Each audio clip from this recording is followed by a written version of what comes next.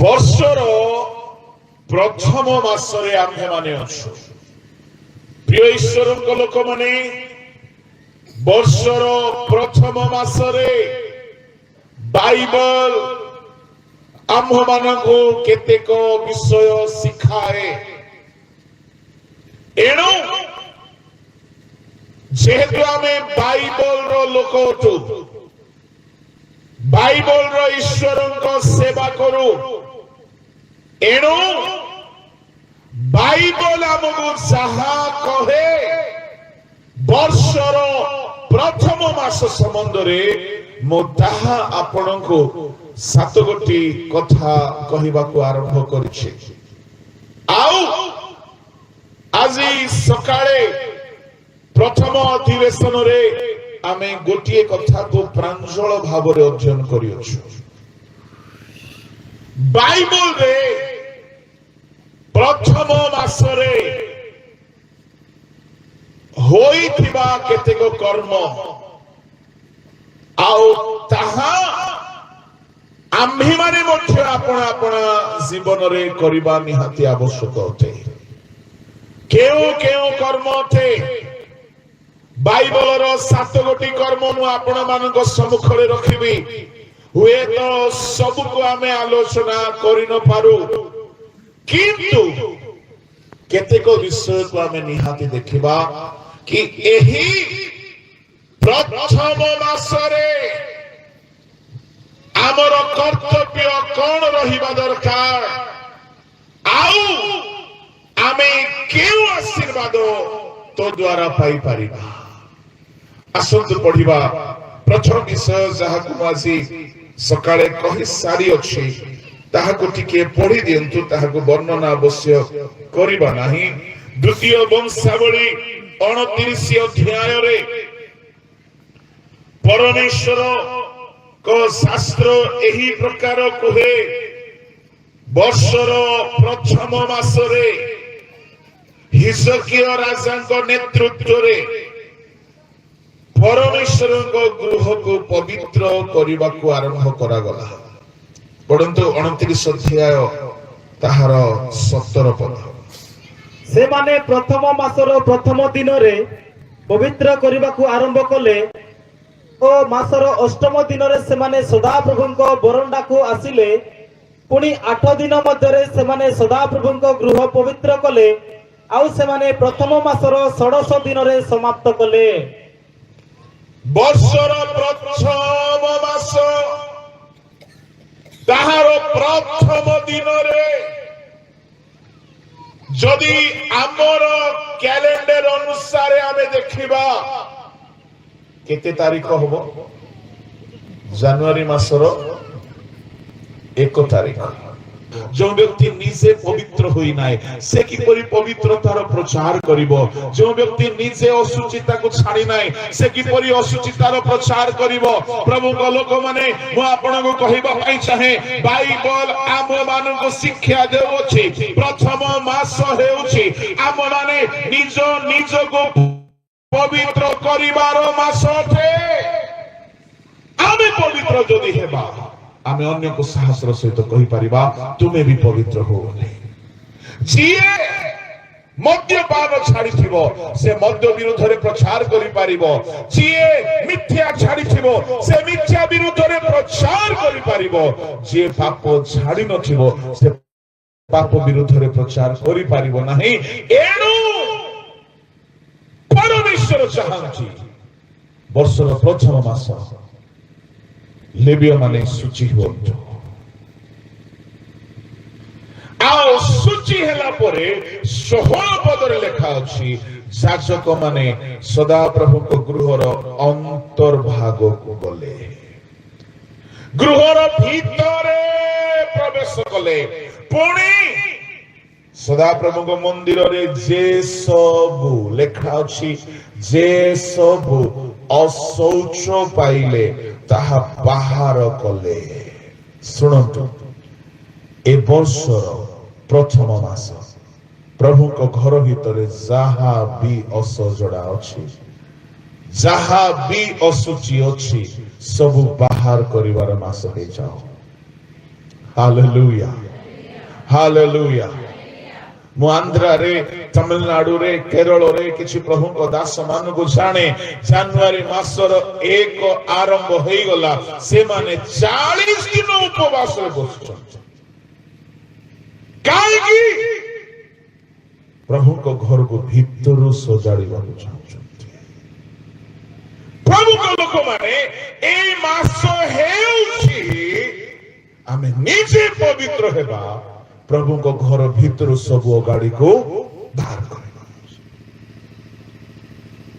जदि ताहा में करबा नाही बड़ समस्या अछि हम पाए काहे की जदि आमे करबा नाही परमेश्वर को पाखरे सेकंड प्लान अछि एटा बड़ चिंतार विषय जदि मु करबी नाही परमेश्वर असहाय नुहंती परमेश्वर को पाखरे आउ किछि रास्ता नाही बोली भाबुतु नाही मते दिया जाइछि प्रभु को घर को भीतर परिष्कार करिबा पाई जदि मु जदि जणे लेबियो मु जदि जणे साजक प्रभु को घर भीतर जदि असुचिता पड़िछि आ मु जदि काम करबी नाही जानि छथि कोन हेबो प्रभु आउ जण को ठिया करेबे आ मुगिनी बजे बसथिबे मु कहउथिबी मो डॉक्टरेट पाइछि मो रेवरेंड पद पाइछि मो बिशप पद पाइछि मो अमक मो ढमक मो एमिति खाली बाहा बाहाई मारुथिबी प्रभु आउ जण को ठिया करी कि ताको काम करथिबे बाइबल रे जदि आमे अविश्वस्त हेबा प्रभु को पाखरे सेकंड प्लान सब बेले एक्टिव फॉर एग्जांपल एली जाजक विश्वस्त हेले नाही प्रभु सामुएल को उठै देले साउल विश्वस्त हेले नाही प्रभु दाऊद को उठै देले इस्कारियत यहूदा विश्वस्त हेला नाही प्रभु आ गोटे अल्टरनेट मध्य को उठैले स्कॉलर माने कहउछंती पाउल को उठैले नबुकदनेस्सर साम्राज्य रे गर्वी हेला प्रभु दारियावस को उठैले मु कहिबा पई चाहे जदि तुमे फेरी आद्य कर्म करिबो नाही प्रभु कहउछन आमे तुम निकट को आसीबो तुमरो प्रदीप घुंचाई देबो तामने प्रभु घुंचाई दियंती एनु वर्षर प्रथम मास आम समस्त को सतर्क हेबार मास अटे एई मास प्रभु को मंदिर भितरे प्रवेश करू जहा जहा असौच अवस्था रे अछि ताकू बाहर करि देउ आ प्रभु हमको अधिकार दैछन्ति ता करिबाकू पड़िबो आ लेबियो माने बाहर करी प्रांगण को आनिले आ प्रांगण रे रखिले नाही लेबियो माने ताहा संग्रह करी बाहर को किद्रण नदी की बही नहीं गले नदी रे बहाई देबार अर्थ होची सब दिन पई लुप्त होई जिबा सब दिन पई समाप्त होई जिबा आ 17 पद रे से माने प्रथम मासर प्रथम दिन रे पवित्र करिबा को आरंभ कले मासर अष्टम दिन रे बरंडा जाए पवित्र कले आओ 8 दिन मध्य रे से माने सदा प्रभु को गृह पवित्र कले आओ से माने प्रथम मासर 16 दिन रे अर्थात 16 दिन लागी गला प्रभु को घर को पवित्र करिबा पाई ता माने भाबी देखंतु प्रभु को घर को पवित्र करिबा को 16 दिन लागी गला हिजकिया राजा को सैल्यूट मारिबा को पड़िबो राजा अन्य काम रे व्यस्त नाही से प्रभु को गृह को पवित्र करिबार एजेंडा बनाई छै अब बाइबल को है प्रकाशित 1:5-6 अनुसारे तुम मानक से पापर मुक्त करी राजा करिछंती प्रेज द लॉर्ड हालेलुया ଯେତେ ଜଣ ପାପର ମୁକ୍ତ ହୋଇଅଛୁ ଆମ ମାନଙ୍କୁ ସେ ରାଜା ବନେଇଛନ୍ତି। ଯଦି ଆମେ ରାଜା, ପ୍ରଥମ ମାସରେ ଆମର କର୍ମ ଏହା ହେବା ଦରକାର। ଆଉ ପ୍ରଭୁ ସେ ଅଥରିଟି ଆମକୁ ଦେଇଛନ୍ତି, ଆମେ ତାହା କରିପାରିବା। ପ୍ରଭୁଙ୍କ ଲୋକମାନେ ତାମାନେ ବର୍ଷର ପ୍ରଥମ ମାସ ଗୋଟିଏ ସାଙ୍କ୍ଟିଫିକେସନ ର ମାସ ହେଇଯାଉ, ଗୋଟିଏ ପ୍ୟୁରିଫିକେସନ ର ମାସ ହେଇଯାଉ, ଗୋଟିଏ ଶୁଚୀକରଣୀୟ ମାସ ହେଇଯାଉ। ମୁଁ କହିବା ପାଇଁ ଚାହେଁ, ଯେତେବେଳେ ଏଇ କାମ ସେମାନେ ଆରମ୍ଭ କଲେ 16 ଦିନ ଲାଗିଲା। ଭାବି ଦେଖନ୍ତୁ ସେ ଘର ଭିତରେ କେତେ ମଇଳା ଥିଲା। ଅବଶ୍ୟ ସେମାନେ ଲିଟରାଲି ସଫା କରିଛନ୍ତି, ଝାଡୁ ଲଗେଇଛନ୍ତି, ପାଣି ମାରିଛନ୍ତି, ପରିଷ୍କାର କରିଛନ୍ତି। କିନ୍ତୁ ଆମେ ଝାଡୁ ଲଗେଇକି ତ ସବୁବେଳେ କରୁଛେ, କିନ୍ତୁ ଆମେ ଯେଉଁ ଘରକୁ ସଫା କରିବା, ଏ ଘର ହଉଛି ଆମମାନଙ୍କ ହୃଦୟ।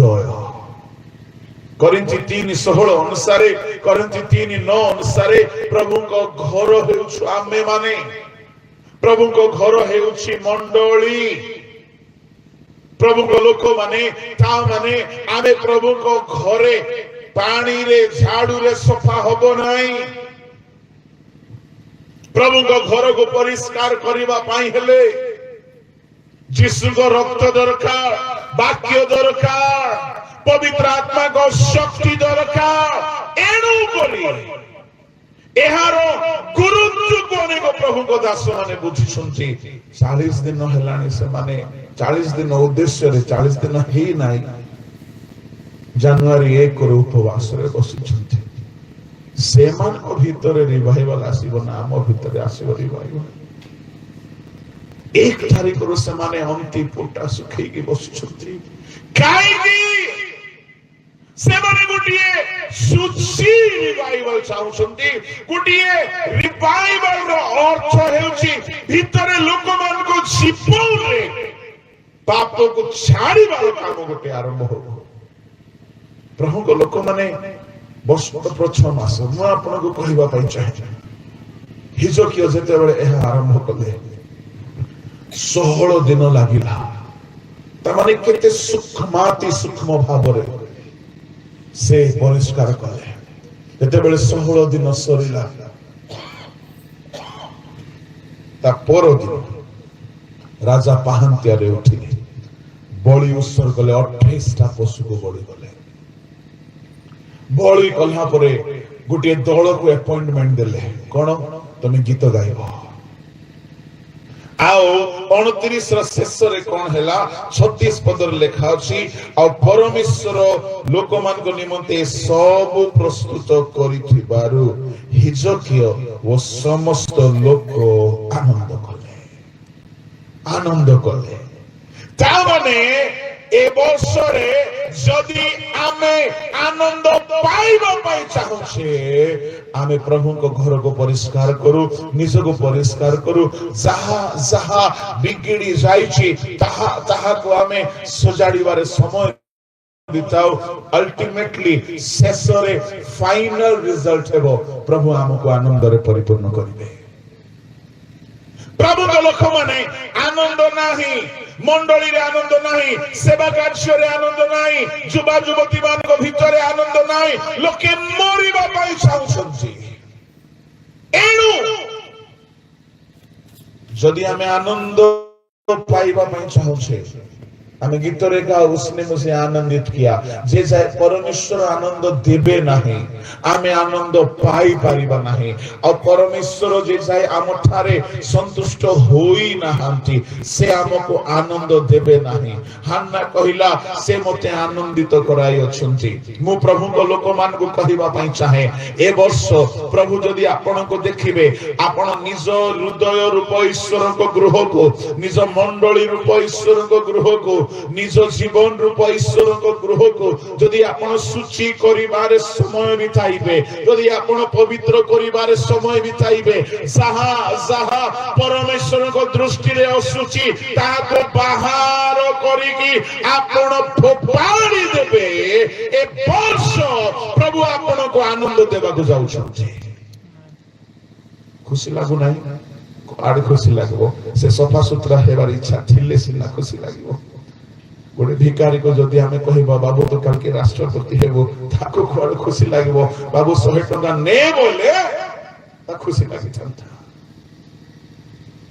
आमर चिंता धारा को हमें सजाड़ीबा दरकार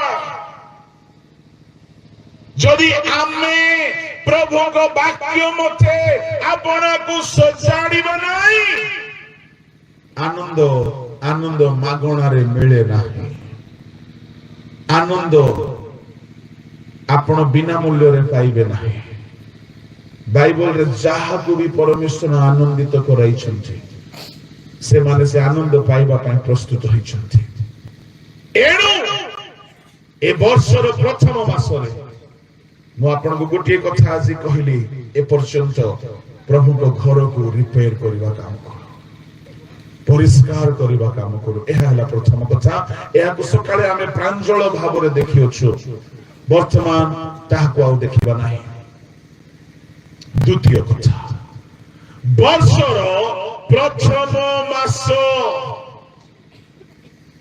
अभिशाप मुक्त होई नया आशीर्वाद पाइबार मास आदि पुस्तक 8 अध्याय ताहार 13-14 पद टिके माइक रे पढନ୍ତୁ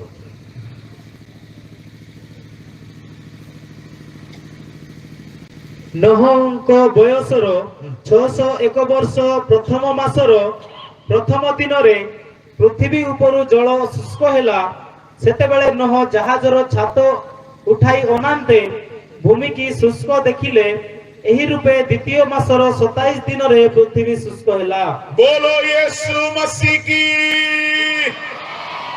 जोरे कहबा हालेलुया प्रभु को लोक माने नोहंकु 600 वर्ष हे गला की भाग्यवान बुढ़ा केते वर्ष बंचला 600 वर्ष तार 10 मास में बंचिबो की नाही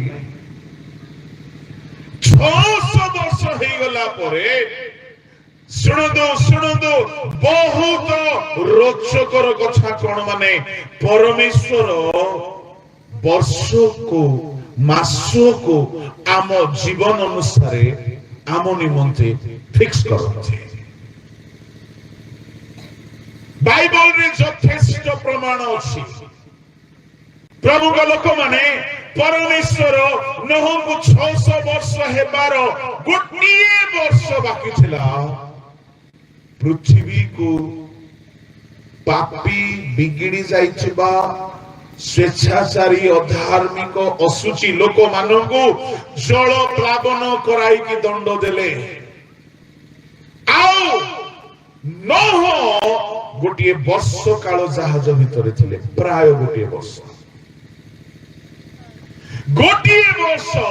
जहाज रे समय बिताइले बड़ भयंकर अनुभूति थिला जहाज रे खाइबा पीबा पिंदिबा रहिबा सब सुविधा एती नथिला जेमती घरे थाए प्राय वर्षे काल जहाज भितरे रहिले आउ परमेश्वर आमर जन्मदिन को मध्य रेस्पेक्ट करथि प्रेज द लॉर्ड हालेलुया परमेश्वर देखिले नोह को केबे 601 लागिबो जे से दिन नोह को गोटे गिफ्ट देबा आउ थरे पढछि जे पढुछलो माइक रे जल्दी कि नोहଙ୍କ ବୟସର 601 ବର୍ଷ ପ୍ରଥମ ମାସର 601 ବର୍ଷ ହେଲା प्रथम मास प्रथम दिनरे केउ दिन प्रथम दिन से दिन नोहंकर हैप्पी बर्थडे नोह को 601 वर्ष हैला आ एक मासर प्रथम दिन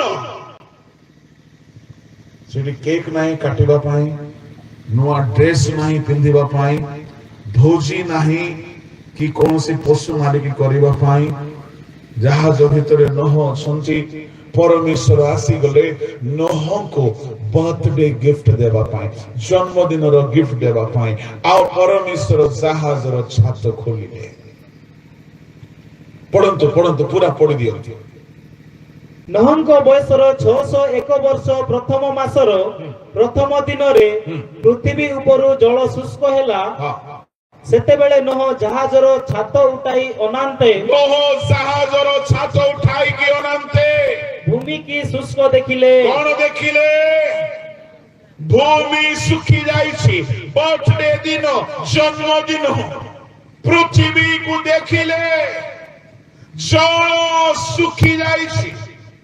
ପ୍ରଭୁଙ୍କ ଲୋକମାନେ, ମୁଁ ଆପଣଙ୍କୁ କହିବା ପାଇଁ ଚାହେଁ, ନୂଆ ବର୍ଷରେ ନୂଆ ମାସରେ ନହଙ୍କୁ ପ୍ରଭୁ ଗୋଟେ ନୂଆ ପୃଥିବୀ ଦେଖାଇଲେ। ଯେତେବେଳେ ନହ ଛାତ ଉଠାଇକି ଅନାଉଛନ୍ତି, ଶୁଣନ୍ତୁ କଣ ହେଇଛି? ପୃଥିବୀ ନୂଆ ହେଇଯାଇଛି। ଆଉ ପୁରୁଣା ମଦ ଦୋକାନ ଦେଖାଯାଉ ନାହିଁ, ପୁରୁଣା ପାନ ଦୋକାନ ଦେଖାଯାଉ ନାହିଁ, ପୁରୁଣା ମଦୁଆ ସାଙ୍ଗ ଦେଖାଯାଉ ନାହିଁ, ପୁରୁଣା ଚୋର, ପୁରୁଣା ବେଶ୍ୟା ମାନେ, ପୁରୁଣା ସବୁ ପ୍ରକାର ମଦ ଭାଟି ଆଉ ଦେଖାଯାଉ ନାହିଁ। ଯେତେ ପୁରୁଣା ଦୁଷ୍ଟ ମାନେ ଥିଲେ, ଗୁଣ୍ଡା ମାନେ ଥିଲେ, ଯେତେ ଅଶୁଚି ଲୋକମାନେ ଥିଲେ, ଜଣେ ହେଲେ ଦୁଷୁନାହାନ୍ତି। ଯେତେବେଳେ ଛାତ ଉଠେଇକି ନହ ଦେଖିଲା, ତାଙ୍କ ଘର ବି ଦୁଷୁନାହିଁ, ଗାଁ ବି ଦୁଷୁନାହିଁ, କେହି ସାଙ୍ଗ ସାଥୀ ଦେଖା ଯାଉନାହାନ୍ତି, କୋଉ ଗାଁ ଦୁଷୁନାହିଁ, କୋଉ ସହର ଦୁଷୁନାହିଁ, ପୁରା ପୃଥିବୀ ନୂଆ ହେଇଯାଇଛି। ସବୁ ଅଶୁଚି ଲୋକମାନେ ମରି ଯାଇଛନ୍ତି। ସବୁ ଅଶୁଚି କାରଖାନା, ମଦ ଫ୍ୟାକ୍ଟ୍ରି, ପୁଡ଼ିଆ ପାନ ଦୋକାନ, ମଦ ଦୋକାନ, ମଦ ମାନେ, ମଦୁଆ ମାନେ, ଚୋର ଡକାୟତ ମାନେ ସବୁ ଲୁପ୍ତ ହେଇଯାଇଛନ୍ତି। ନହ ଚାରିଆଡେ ଦେଖିଲା ପୃଥିବୀ ନୂଆ ହେଇଯାଇଛି। ନୂଆ ବର୍ଷ, ନୂଆ ପୃଥିବୀ ପରମେଶ୍ୱର ନହକୁ ଦେଇଦେଲେ। ଗୋଟେ 5 ଡେସିମିଲ ଜମି କିଣିବାକୁ ଆମର ଶକ୍ତି ନାହିଁ, କିନ୍ତୁ ନହକୁ ପ୍ରଭୁ ନୂଆ ପୃଥିବୀ ଦେଇଦେଲେ। ହାଲେଲୁୟା। କାହିଁକି ନହକୁ ନୂଆ ପୃଥିବୀ ମିଳିଲା? ପ୍ରଭୁଙ୍କ ଲୋକମାନେ ଚାରିଆଡେ ଅନାଇକି ନହ ଦେଖିଲା ବେଳକୁ ଆଉ ଦୁନିଆରେ କେହି ତାର ଶତ୍ରୁ ନାହାନ୍ତି। ମୁଁ କହିବା ପାଇଁ ଚାହେଁ, ଏ ବର୍ଷ ତୁମର ଶତ୍ରୁ ମାନଙ୍କ ଠାରୁ ପ୍ରଭୁ ତୁମକୁ ଉଦ୍ଧାର କରିବାର ବର୍ଷ ହେବ। ହାଲେଲୁୟା। ତୁମେ ଅନାଇଲା ବେଳକୁ ତୁମ ଶତ୍ରୁ ମାନେ ଆଉ ଦେଖାଯିବେ ନାହିଁ। ଏ ବର୍ଷ ନହଙ୍କ ପରି ଆପଣଙ୍କର ବର୍ଷ ହେଉ। କେମିତି ଥିଲା ନହଙ୍କର ବର୍ଷ? ଯୋଉମାନେ ନହକୁ କ୍ରିଟିସାଇଜ କରୁଥିଲେ, ନହ ଜାହାଜ ବନେଇଲା ବେଳେ ଯୋଉମାନେ ଥଟ୍ଟା କରୁଥିଲେ, ସେମାନେ ଦେଖାଯାଉନାହାନ୍ତି। ମୁଁ କହିବା ପାଇଁ ଚାହେଁ, ଯୋଉମାନେ ଆପଣଙ୍କୁ କ୍ରିଟିସାଇଜ କରୁଛନ୍ତି, ସେମାନେ ଏ ବର୍ଷ ଦେଖାଯିବେ ନାହିଁ। Hallelujah, hallelujah. ଯୋଉମାନେ ପରିହାସ କରୁଥିଲେ, ସେ ପରିହାସରୁ ପରମାନେଣ୍ଟ ମୁକ୍ତ ହେଲେ ନହ। ଚାରିଆଡେ ନହ ଦେଖୁଛନ୍ତି, କେହି କନ୍ଦେଇବା ଲୋକ ନାହାନ୍ତି। ମା ମାନେ, ଭାଇ ମାନେ, ଭଉଣୀ ମାନେ, ଏ ବର୍ଷ ଆପଣଙ୍କୁ କନ୍ଦେଇବା ଲୋକମାନେ ଆଉ ନଥାନ୍ତୁ। ସେମାନେ ଆପଣଙ୍କୁ ଆଉ ନ କନ୍ଦାନ୍ତୁ। ନହଙ୍କ ପରି ନୂଆ ବର୍ଷ ଆପଣ ପାଇବେ। ନହକୁ ଦୁଃଖ ଦେବା ଲୋକମାନେ ଆଉ ନାହାନ୍ତି, ନହକୁ କନ୍ଦେଇବା ଲୋକମାନେ ନାହାନ୍ତି, ନହକୁ ବିରକ୍ତ କରିବା ଲୋକମାନେ ନାହାନ୍ତି, ନହ ସାମ୍ନାରେ ପାପ କରିବା ଲୋକମାନେ ନାହାନ୍ତି, ନହ ସାମ୍ନାରେ ସବୁ ପ୍ରକାର ହତ୍ୟା, ବ୍ୟଭିଚାର, ସବୁ ପ୍ରକାର କୁକର୍ମ କରିବା ଲୋକମାନେ ନାହାନ୍ତି। ପୃଥିବୀ ନୂଆ ହେଇଯାଇଛି। ଆଉ ନହ ଦେଖିଲା ସାରା ପୃଥିବୀର ବର୍ତ୍ତମାନ ମୁହିଁ ତହସିଲଦାର, ମୁହିଁ କଲେକ୍ଟର, ମୁହିଁ ଏସପି, ମୁହିଁ ରାଜା, ମୁହିଁ ପ୍ରଧାନମନ୍ତ୍ରୀ, ମୁହିଁ ସମ୍ରାଟ, ଆଉ ସାରା ପୃଥିବୀର ମାଲିକ ସେ ନିଜେ। ବର୍ଷର ପ୍ରଥମ ମାସରେ ଯେତେବେଳେ ଛାତ ଉଠାଉଛି, ସାରା ପୃଥିବୀ ତାର। ଅନଏକ୍ସପେକ୍ଟେଡ, ଯାହା ସେ କେବେ ଭାବି ନାହିଁ ତାହା ପ୍ରଭୁ ତାକୁ ଦେଇଦେଲେ। ମୁଁ ଆପଣଙ୍କୁ କହିବା ପାଇଁ ଚାହେଁ, ଆପଣ ମଧ୍ୟ ଶୁଣନ୍ତୁ ଶୁଣନ୍ତୁ ଶୁଣନ୍ତୁ ଶୁଣନ୍ତୁ, ଯାହା ଆପଣ ଭାବି ନାହାନ୍ତି ତାହା ପ୍ରଭୁ ଏ ବର୍ଷ ଆପଣଙ୍କୁ ଦେବେ। ହାଲେଲୁୟା। ନୋହ କେବେ କଳ୍ପନା କରିନାହିଁ ସାରା ପୃଥିବୀ ମୋର ହେବ। ପୃଥିବୀର ଯେତେ ସୁନା ଖଣି ନହର, ଯେତେ ହୀରା ଖଣି ନହର, ଯେତେ ମୋତି ମାଣିକ ପଦ୍ମରାଗ ଧୂମ୍ରକାନ୍ତ ନୀଳକାନ୍ତ ବୈଦୁର୍ଯ୍ୟ ସବୁ ମଣି ସବୁ ମୁକ୍ତା କାହାର ଅଟେ? ବଣର ସବୁ ଜଙ୍ଗଲର ସବୁ କାଠ। ଗୋଟେ ଛୋଟ ରକ୍ତ ଚନ୍ଦନ କାଠ କିଣିବାକୁ ଗଲୁ ଯେ ସାହସ ହେଲା ନାହିଁ। ଏଡିକି କାଠଟା ଆଜ୍ଞା 2000 ବୋଲୁଛି, ଏଡିକି ଖାଡିଟା 2000 ବୋଲୁଛି। ମୁଁ ନହକୁ ସାଙ୍ଗେ ସାଙ୍ଗେ ଫୋନ କଲି, ସେତେବେଳେ କାହିଁକି ଆମେ ଜନ୍ମ ହେବୁ ନାହିଁ? କାହିଁକି ସାରା ଦୁନିଆର ସବୁ କାଠ, ସବୁ ବଣର ପଶୁ ପକ୍ଷୀ, ସବୁ ଜନ୍ତୁ, ସବୁ ସବୁ ଭୂମି, ଆଉ କୋ ତହସିଲଦାର ଝାମଲା ନାହିଁ, କାହାର ଝାମଲା ନାହିଁ। ମାନେ ଏତେ ଶାନ୍ତିପୂର୍ଣ୍ଣ ଦୁନିଆ ନହ ଦେଖିଲା। ଏ ବର୍ଷ ଆପଣ ଶାନ୍ତିପୂର୍ଣ୍ଣ ଦୁନିଆ ଦେଖିବେ। ଏ ବର୍ଷ ଆପଣ ଆଶୀର୍ବାଦରେ ଉଛୁଳି ପଡିବେ, ଆପଣ ସମ୍ପତ୍ତିରେ ଉଛୁଳି ପଡିବେ, ଆପଣ ନୂଆ ନୂଆ ଆଶୀର୍ବାଦ ଦେଖିବେ। ହାଲେଲୁୟା। କିନ୍ତୁ ଶୁଣନ୍ତୁ, ନହ ଏମିତି କଣ କଲେ ଯେ ଏହା ପାଇଲେ, ତାହା ମଧ୍ୟ ଆମକୁ କରିବାକୁ ପଡିବ। ମିଛ ମାଗଣାରେ ମିଳେ ନାହିଁ। କଣ କଲେ ନୋହ ଯେ ତାଙ୍କର ଜୀବନର 601 ବର୍ଷରେ ସେ ଗୋଟେ ନୂଆ ଆଶୀର୍ବାଦକୁ ଦେଖିଲେ? What was the secret? କଣ ଥିଲା ତାଙ୍କର ସିକ୍ରେଟ? ପଢନ୍ତୁ ଆଦି ପୁସ୍ତକ 7:1 ପଢନ୍ତୁ। ଅନନ୍ତର ସଦାପ୍ରଭୁ ନୋହଙ୍କୁ କହିଲେ, ତୁମେ ସପରିବାରରେ ଜାହାଜରେ ପ୍ରବେଶ କର। ତୁମେ ସପରିବାରରେ ଜାହାଜରେ ପ୍ରବେଶ କର, କାରଣ ଏହି କାଳର ଲୋକମାନଙ୍କ ମଧ୍ୟରେ, ଶବ୍ଦକୁ ଧ୍ୟାନରେ ଶୁଣନ୍ତୁ, କାରଣ ଏହି କାଳର ଲୋକମାନଙ୍କ ମଧ୍ୟରେ ଆମ୍ଭେ ଆମ୍ଭେ ଆପଣା ସାକ୍ଷାତରେ ତୁମକୁ ଧାର୍ମିକ ଦେଖିଅଛୁ।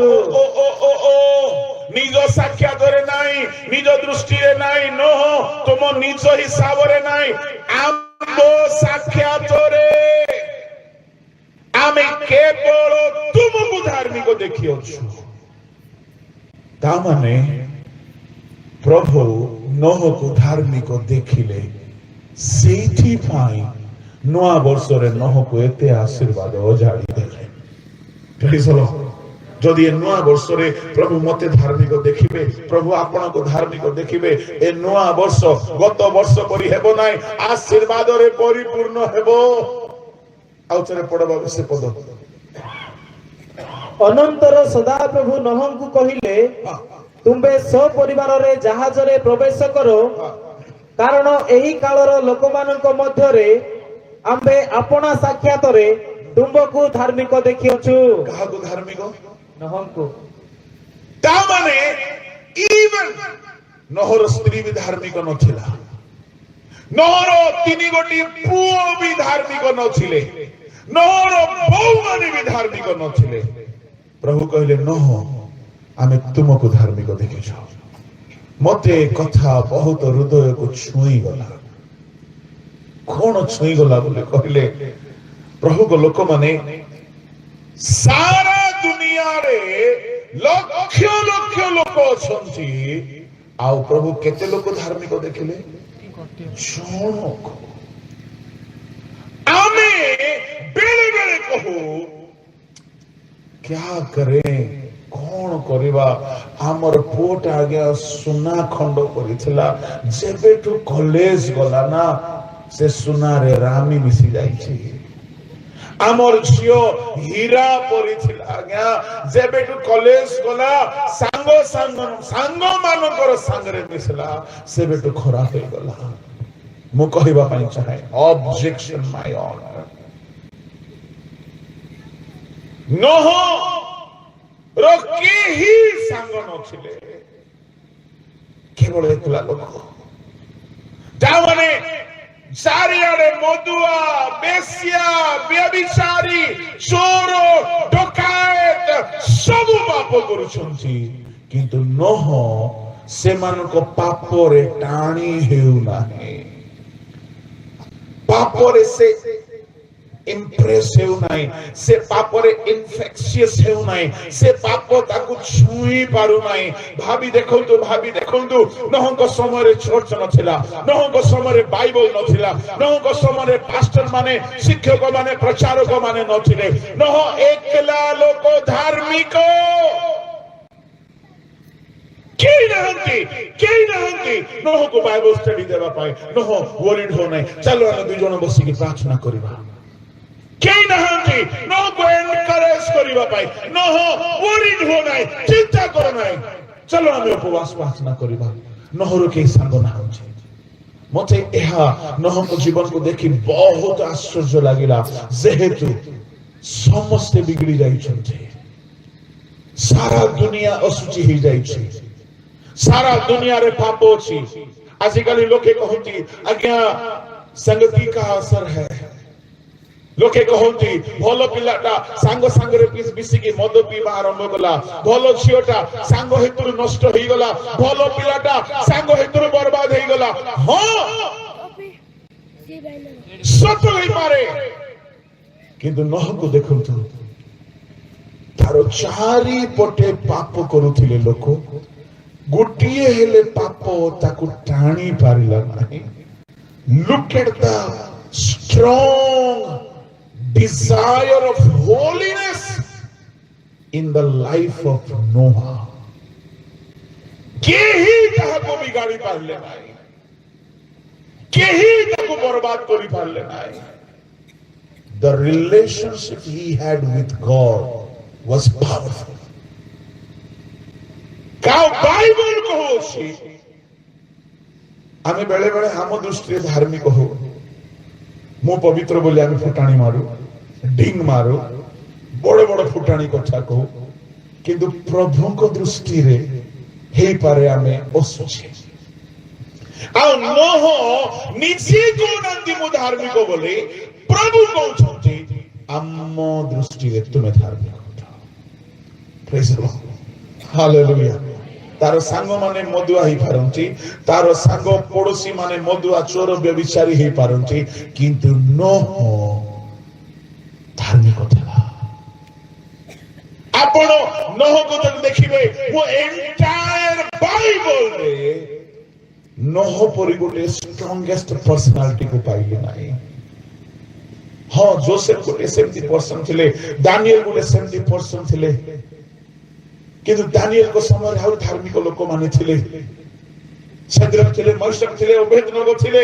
बेले बेले तो देखाई थिबो भाई रे प्रार्थना केमती चालीची, सद्रक कहिथिबो भलो चालीची भाई ना, एटलिस्ट कथा तो हेथिबे, किंतु नोह को पाई केही नहंती। ऑल एलोन बेले बेले आपन को लाइफ रे आपण एकला फील करिवे, आपणकर होली डिजायर को बुझिबा लोक मिलिबे नाही, आपणकर पवित्र कथा को बुझिबा लोक मिलिबे नाही, आपणकर प्रार्थना जीवन को बुझिबा लोक मिलिबे नाही, आपणकर उद्योग को बुझिबा लोक मिलिबे नाही। लोके थोटा करिवे, लोके परिहास करिवे, आपण निज को एकला पाइबे, किंतु निराश होंतु नाही। प्रभु को दृष्टि रे आपण आउ प्रभु यथेष्ट। Hallelujah, hallelujah. नोह आउ प्रभु, प्रभु आउ नोह, नोह आउ प्रभु, प्रभु आउ नोह, एके घनिष्ठ संपर्क थिला से प्रभु देखिले कि सारा दुनिया रे समस्त बिगड़ी जाइछंती, किंतु नोह आम साक्षात धार्मिक। प्रभु नोह को कहिले सुन नोह, तुमे निज परिवार को नेकी जहाज रे जाओ। हालेलुया। तामाने गोटे धार्मिक लोक निज परिवार को रक्षा करि पारिबो, गोटे धार्मिक लोक निज परिवार को रक्षा करि पारिबो, आ जहाज रे नेकी प्रवेश करे। मोर कहिबार भाव को सुनंदु, नोह एते सहज रे ନୂଆ ପୃଥିବୀର ଅଧିକାରୀ ହେଇନାହାନ୍ତି, ନୂଆ ଆଶୀର୍ବାଦର ଅଧିକାରୀ ହେଇନାହାନ୍ତି।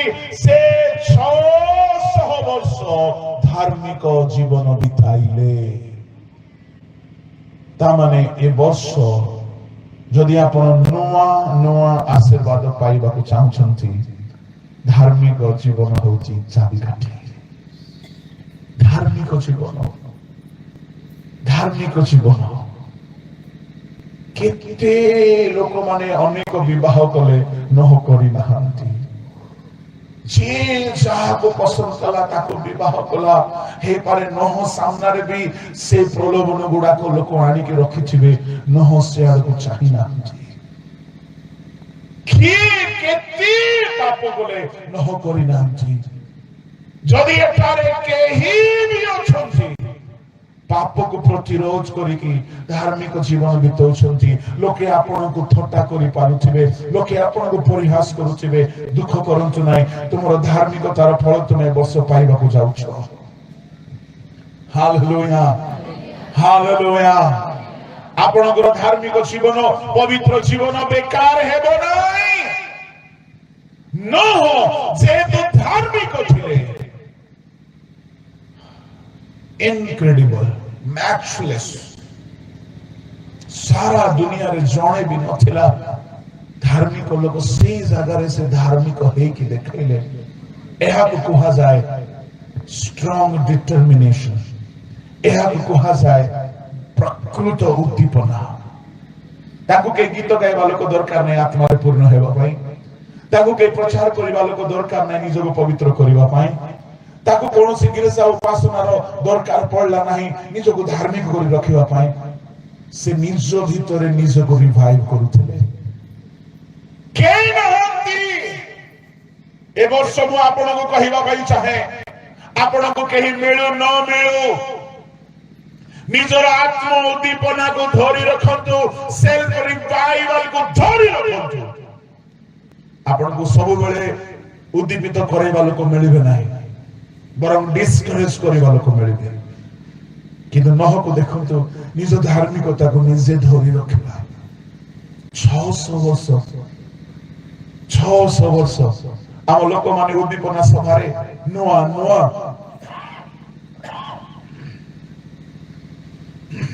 ଉଦ୍ଦୀପନା ସଭା ଆସିବ, ନୂଆ ନୂଆ ସଂକଳ୍ପ ନେବେ, 6 ଦିନରେ ସମ୍ଭାଳି ଦେବେ। କିନ୍ତୁ ନୋହକୁ ଦେଖନ୍ତୁ, କେତେ ବର୍ଷ ଯାଏ ସେ ଧାର୍ମିକ ହେଇକି ରହିଲା? 600 ବର୍ଷ, 600 ବର୍ଷ। ଆଉ ପ୍ରଭୁ କହିଲେ ସମସ୍ତଙ୍କୁ ମାର, ଏହାକୁ ନୂଆ ପୃଥିବୀ ଦେଇଦିଅ।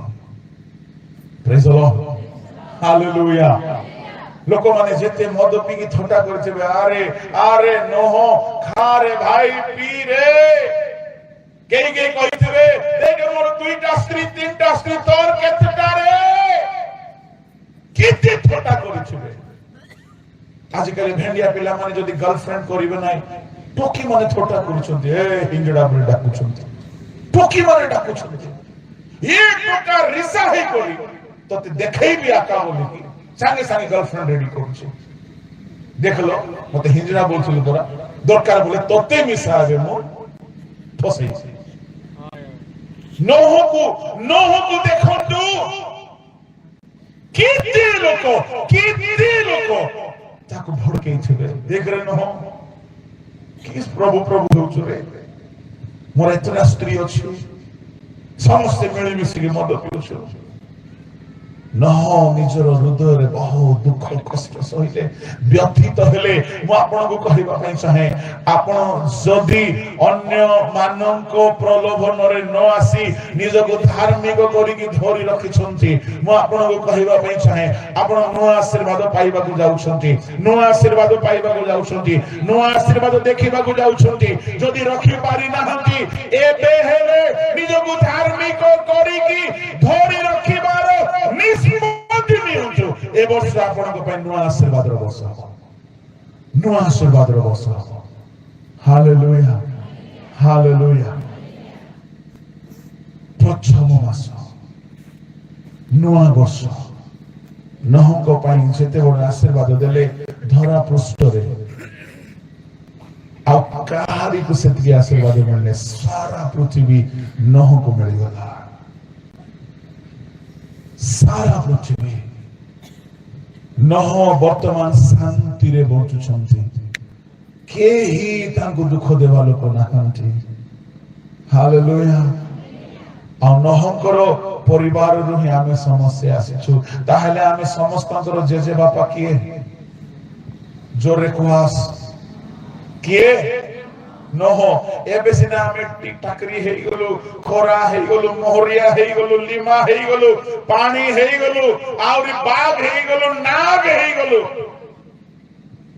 କିନ୍ତୁ ଯଦି ଏ ବଂଶ ଯଦି ନହ ଷ୍ଟ୍ରିକ୍ଟ ନିୟମ କରିଦେଇଥାନ୍ତେ, ଶୁଣ ମୋର ପରେ ସମସ୍ତେ ତୁମେ ନହ ଆଗ ଲେଖବ, ତାହେଲେ ଆମେ କୋଉ ବଂଶର ହେଇଥାନ୍ତୁ?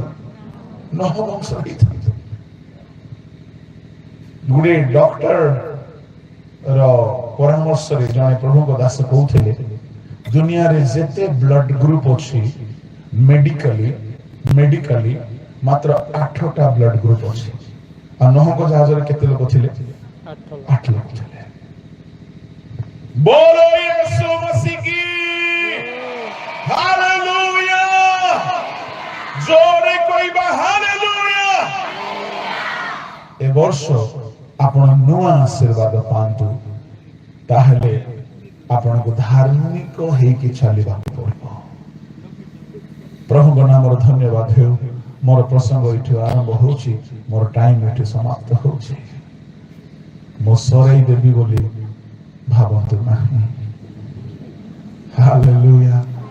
गुटे कथा कहबी तो, गुटे कथा टिके मु ए दिन मान करे गुड बॉय हे जाई छी, बेसी लंबा टाणु नाही। काहे जबरदस्ती न खाइबार पिलार थमना खोली करे ठुसबा बुद्धि थिला, एबे आ से बुद्धि मु छाडी दै छी। लोक माने जतकी चाहिबे सेतकी आका कहूछि। 10 मिनिट बोले भी जिंदाबाद, 10 घंटा बोले मिसा रेडी आका। बुझलास बुझलु बोली को हालेलुया। Praise the Lord. आ गुटे कथा कहि सारे बाकी काल के देखिबा। वर्षर आरंभ समय युद्ध करिबार समय। प्रथम वंशावली 20 पढ़ନ୍ତୁ।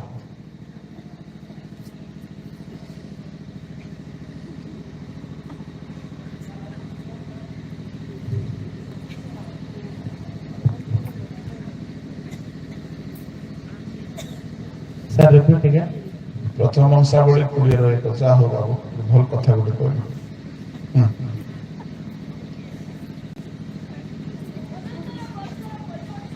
वर्षर परिवर्तन समय राजा माने युद्ध को जीवा बेले बस हो जाते। तामने वर्ष परिवर्तन हेबा समय हेउची राजा माने युद्ध को जीवा समय। समस्त ध्यान दियंतु। वर्तमान वर्ष परिवर्तन होईची, 24 समाप्त होईची, 25 आरंभ होईची। वर्षर परिवर्तन समय राजा माने युद्ध को जीवा समय। पढ़ନ୍ତୁ द्वितीय सामुएल 11 अध्याय 1।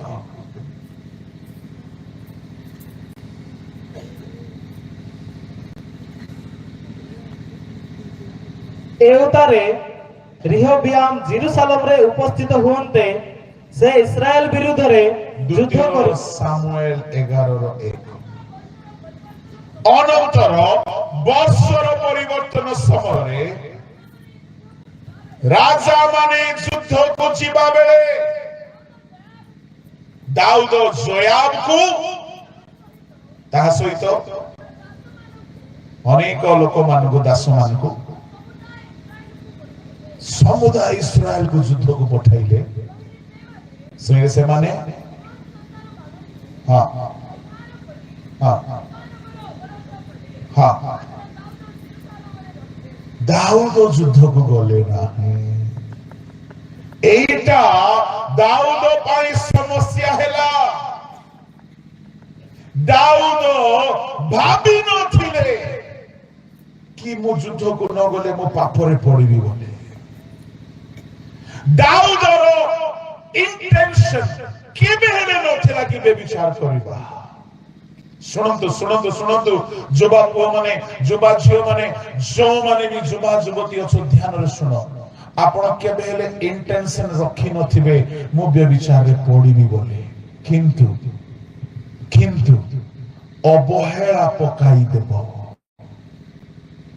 ସବୁ ରାଜା ମାନେ ବର୍ଷର ଆରମ୍ଭରେ ଯୁଦ୍ଧକୁ ଯିବା ବେଳେ ଦାଉଦ ମଧ୍ୟ ଯୁଦ୍ଧକୁ ଯିବାର ଥିଲା ଦାଉଦ ଗଲା ନାହିଁ କାହିଁକି ଗଲା ନାହିଁ ବୋଲି ଭାବୁଛୁ ମୁଁ କଣ ପାଇଁ ଗଲା ନାହିଁ ଦାଉଦ ଗୋଟେ ଯୁଦ୍ଧ ବୀର ଦାଉଦର ଯୁଦ୍ଧ ଆରମ୍ଭ ହେଇଛି ଭାଲୁ ଠାରୁ ଭାଲୁକୁ ଜୟ କରିଛି ସଦାପ୍ରଭୁ ସାହାଯ୍ୟ କରିଛନ୍ତି ପରମେଶ୍ୱର ସାହାଯ୍ୟ କଲେ ସିଂହକୁ ଜିତିବା ପାଇଁ ପରମେଶ୍ୱର ସାହାଯ୍ୟ କଲେ ଗୋଲିଆତକୁ ଜିତିବା ପାଇଁ ପରମେଶ୍ୱର ସାହାଯ୍ୟ କଲେ ସେ ଯେଉଁ ଆଡେ ଗଲା ସେ ଆଡେ ଜୟ ପାଇଲା ଅମନ ସନ୍ତାନ ମାନଙ୍କର ରବ୍ବା ନଗରକୁ ଅବରୋଧ କରିବା ବେଳେ ଜୟାବ ଗଲା ଦାଉଦ ଗଲା ନାହିଁ ବଡ ଦୁଃଖ କଣ ଲାଗୁଛି ଜାଣିଛନ୍ତି 11-10 ପଦ ଟିକେ ପଢନ୍ତୁ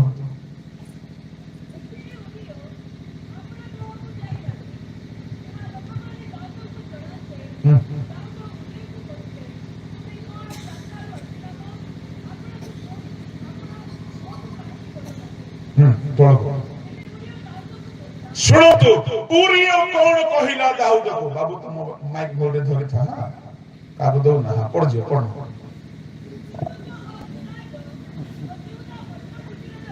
ଶୁଣନ୍ତୁ ଶୁଣନ୍ତୁ ଶୁଣନ୍ତୁ ଧରିତା ବୋଲି ଧରିଛି ଆକାଶ ଭଲ ପିଲା ସେ ଗୁଡ ବୋଲୋ ୟେଶୁ ମହାରାଜ କି ପଢ ରେ ନନା ଟିକେ ଜୁହାର କରିବି ପଢ ଏଥିରେ ଉରିୟ ଆପଣା ଗୃହକୁ ଯାଇ ନାହିଁ ଏହା ଲୋକମାନେ ଦାଉଦଙ୍କୁ ଜଣାନ୍ତେ ଦାଉଦ ଉରିୟକୁ କହିଲେ ଶୁଣ ଶୁଣ ଶୁଣ ତୁମେ କଣ ଯାତ୍ରାରୁ ଆସିନାହ ଆପଣା ଗୃହକୁ କାହିଁକି ଗଲ ନାହିଁ ତେବେ ଉରିୟ ଦାଉଦଙ୍କୁ କହିଲା ଦାଉଦଙ୍କୁ କହିଲା କଣ ସିନ୍ଧୁକ ଓ ଇସ୍ରାଏଲ ଓ ଜିହୁଦା ପତ୍ର କୁଟୀରରେ ଅଛନ୍ତି କିଏ ଅଛନ୍ତି ସିନ୍ଧୁକ ଯୁଦ୍ଧ ପଡିଆରେ ସିନ୍ଧୁକ ଅଛି ଆମର ଦାଉଦ ନନା ଘରେ ଶୋଇଛି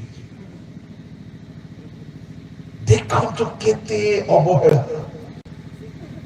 ସିନ୍ଧୁକ ଯାଇଛି ଯୁଦ୍ଧ ପାଇଁ ଆଉ ମୁଁ ଏକ୍ସପ୍ଲେନ କରିବି ନାହିଁ ଆମେ ସମସ୍ତେ ଜାଣୁ ସଦାପ୍ରଭୁ ସିନ୍ଧୁକ ମଧ୍ୟରେ ଉପସ୍ଥିତ ରହୁଥିଲେ ସିନ୍ଧୁକ ଯୁଦ୍ଧ ପଡିଆରେ ଅଛି ଏଣୁ ବାଇବଲରେ ଅନେକ ଜାଗାରେ ଯେବେ ବି ଯୁଦ୍ଧକୁ ଯାଇଛନ୍ତି ସିନ୍ଧୁକ ନେଇକି ଯାଇଛନ୍ତି ଜିରିହ ନଗରକୁ ଗଲାବେଳେ ସିନ୍ଧୁକ ଧରିକି ଚାରିଆଡେ ପ୍ରଦକ୍ଷିଣ କଲେ ଯେତେବେଳେ ଅୟ ନଗରରେ ହାରିଗଲେ ସିନ୍ଧୁକ ସାମ୍ନାରେ ଜିହୋଶୁଆ ପଡିଗଲେ ହପ୍ନି ପିନସ୍ ଯୁଦ୍ଧରେ ହାରିଗଲେ ସିନ୍ଧୁକ ଧରିକି ଗଲେ ସିନ୍ଧୁକ ଧରିକି ଯିବାର ଅର୍ଥ ସଦାପ୍ରଭୁକୁ ନେଇକି ଯିବା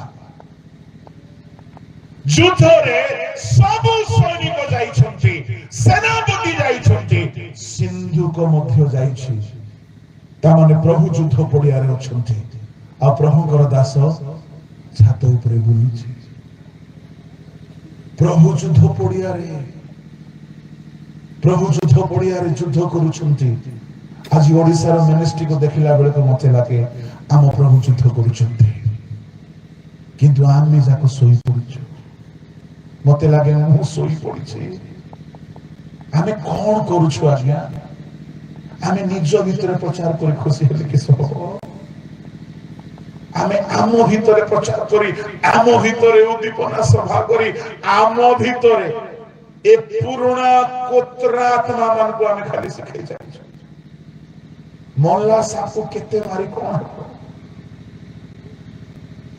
ଆମେ ଆମ ଭିତରେ ଏବେ ଚଲେଇଛୁ ଉଦ୍ଦୀପନା ମତେ ତ ଲାଗେ ମୁଁ ବି ଶୋଇ ପଡିଛି ସଦାପ୍ରଭୁ ଯୁଦ୍ଧ ପଡିଆରେ ଅଛନ୍ତି କିଏ ତ ଯାଉ ବିନାଶ ହେଉଥିବା ଆତ୍ମା ମାନଙ୍କୁ ରକ୍ଷା କରିବା ପାଇଁ ଅବଶ୍ୟ ମଣ୍ଡଳୀ ଭିତରେ ଉଦ୍ଦୀପନାର ସଭା ଦରକାର ଅଛି କିନ୍ତୁ ସବୁବେଳେ ଖାଲି ଏହା ହିଁ ହେଉଛି କାହିଁକି ସଦାପ୍ରଭୁଙ୍କ ହୃଦୟକୁ ଦେଖିବା ମୁଁ ଗୋଟେ ଷ୍ଟାଟିଷ୍ଟିକ୍ସ ଦେଖୁଥିଲି गोटे एनजीओ स्टैटिस्टिक्स देखुଥିଲି भारतरे 140 कोटी अछंती केते परसेंट क्रिश्चियन अछंती आगे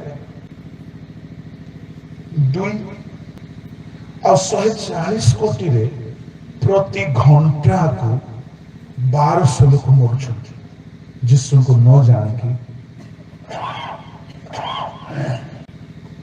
गोटे घंटा रे 1200 लोक मरुछंती जदि गोटे घंटा रे 1200 लोक मरुछंती से भितर 1170 लोक जिसु को जानी नांती परित्राण पाई नांती मरी की सीधा नरक पड़ुछंती गोटे घंटा रे भारत रे 1170 लोक गोटे टेंटेटिव संख्या नरक पड़ुछंती मासको गोटे दिन को जदि गोटे घंटा रे 1170 हैला गोटे दिन को पाखा पाखी 24-25 हजार होउछे आ गोटे मास को दावने गोटे गोटे मास रे लक्ष लक्ष लोक मरि कि नरक पड़ौछंती आमे दाऊद सोइला पे सोइछु सदा प्रभु हृदय को जदि आमे देखिबा परमेश्वर को हृदय को जदि आमे देखिबा से कौन चाहथिबे तुमे तुम भीतर उद्दीपना सभा करूथाओ तुमे तुम भीतर ही मीटिंग करूथाओ तुमे तुम पाई ही बंचुथाओ तुमे जाओ नहीं युद्ध करबा पाई नुआ साम्राज्य काहेकि दाऊद को सैन्य माने काहेकि जाइथिले नुआ साम्राज्य पाइबा पाई परमेश्वर को सिंधु को काहेकि जाइछि नुआ साम्राज्य पाइबा पाई ए वर्ष जदि आपण नुआ आत्मा लाभ करबा पाई जाई नांती ताहेले आपण मद दाऊद परी सोइछंती वर्ष आरंभ समय दाऊद युद्ध को गला नहीं कौन हैला कि घरे सोई पड़िला से भाभी नथिबो मो सोईबा द्वारा केते बड़ क्षति हेबो से भाभी पारि नाही मते आश्चर्य लागिला जो दाऊद प्रभु को एते प्रेम करे दाऊद भलरे जानिछि किरुब गण मध्यरे उपविष्ट सदा प्रभु नियम सिंधु को ऊपर किरुब मानकर पक्षर मूर्ति थिला सेठारे परमेश्वर उपविष्ट होइके रहउथिले दाऊद भलरे जानिछि जो नियम सिंधु को सेठी प्रभु केमिति दाऊदर मन मानिला प्रभु गले सिना मुजिबि नाही केमिति दाऊद को भल लागिला प्रभु जाउछथि युद्ध करिबा पाए मुजिबि नाही प्रभु लोक माने से दिन रहिला सोई पड़िला ता माने गुडे बड़ पापरे पड़िबा पूर्वरु सुनंतु हमर मन आत्मिक विषय रे लागिबो नाही एहा गोटे लक्षण मु आपनको कहूछि आपनक मन प्रभु को ठारे जदि इंटरेस्ट हेउ नै सुन भेंडिया माने तुम पय विपद अछि दाऊदर मन सिद्धू करे नाही दाऊदर मन युद्ध भूमि रे नाही दाऊदर मन प्रभु को संग रे जीवा को इच्छा नाही आज अनेक जुवा जुवती मु आपनको वार्निंग देउछु यदि तुमर मन बाइबल पढिबारे लागु नाही तुमको प्रार्थना रे मन लागु नाही तुमको चर्च रे मन लागु नाही सावधान भयंकर पाप तुमको पकाई दे पारे से दिन जदि दाऊद युद्ध को चली जाइथांता एते बड़ पाप ही नथांता तार मन लागिला नाही से गला नाही घरे सोई पड़िला से जे पाप ही नाही यदि युद्ध भूमि रे थांता सुनंतु मु दाऊदर कहानी जदि कहिबी दाऊद गोटे केमती लोक जानिछंती दाऊद निज बल ऊपर केबे भरोसा करि नाही दाऊदर आत्मकथा जदि कहिबा मो भालू को मार देले बोली से कहू नाही सदा प्रभु को द्वारा सदा प्रभु मते भालू परिचय दैछंती से सबु बे प्रभु को साहाय्य को गर्व कला ता माने से भालू मारिबा पई गला बेले प्रभु प्रभु जय जय प्रभु प्रभु प्रभु प्रभु आ देखिला भालू को जय कला वाह प्रभु मते भालू पर जय देले सिंह को मारिबा पई गला सेते बेले भी मने मने प्रभु को डाकी डाकी जाई छी आ प्रभु सिंह पर जय देले दाऊद जेते युद्ध करिछि प्रभु को डाकी डाकी करिछि सदा प्रभु को नाम रे गोलियात को गोटिए छाटनी मारला ता माने दाऊद प्रार्थना रे रही की सब युद्ध करे दाऊद जदि युद्ध को जाई छंता वर्षर आरंभ रे प्रार्थना रे सहित युद्ध रे लागि थांता ए व्यभिचार पाप हे नथांता सुनतु एबे हेउ कि केबे भी हे जदि आपणकर मन वाक्य रे प्रार्थना रे चर्च मीटिंग रे लागू नाही जानि नियंतु आपण ठंडा पड़ जाय छथि जदि सेति के बेले को निज को जदि प्रज्वलित करिवे नाही आ से समय रे जदि निज को उद्योग करिवे नाही नेक्स्ट आपण को पय शैतान पाप रखे से शीतल पड़ जाइछन्ति प्रभु को जोगाजोग नांति घरे आराम रे सोइछन्ति युद्ध पड़िया रे थांते हे प्रभु जय दियो हे प्रभु जय दियो प्रभु साहाय्य करो प्रभु प्रभु बल दियो प्रभु प्रभु प्रभु प्रभु दया करो प्रभु अनुग्रह करो प्रभु मने जितिबार अछि ए प्रार्थना करि करि युद्ध करि थांते किंतु घरे सोइछन्ति की प्रार्थना हा प्रार्थना नाही पूरा सुप्त हो जाइछन्ति सुनंतु सेमिति अवस्था रे छात्र को गले आपण सुप्त अवस्था रे कॉलेज को जानतु सेठारे तुम पय पाप अछि आपण सुप्त अवस्था रे बाजार को जानतु मु तो कहिबी सुप्त अवस्था रे जो माने मोबाइल को धरिबे सेठारे भी बचसेवा थिबो सुप्त अवस्था सब रे दुनिया रे पाप अछि आज्ञा मते गुडे कथा लागिला बालक माने आमे माने दाऊद केबे छात को जाय नथिबो कि ता पूर्वरु केबे जाय नथिबो कि केबे देखि नथिबो कि काहु गाधेबाटा काहे कि से दिन पाप न करला सैनिक माने राज दरबार रो आख पाखरे घरे करि रहउथिले आ समस्त कर स्नानागार खोला थिला दाऊद अनेक थर छात को जायछि अनेक थर देखिछि किंतु केबे ता भितरे पापर इच्छा हेने से दिन काहे कहला जेतु से दिन से सुप्त है कि सोई पड़े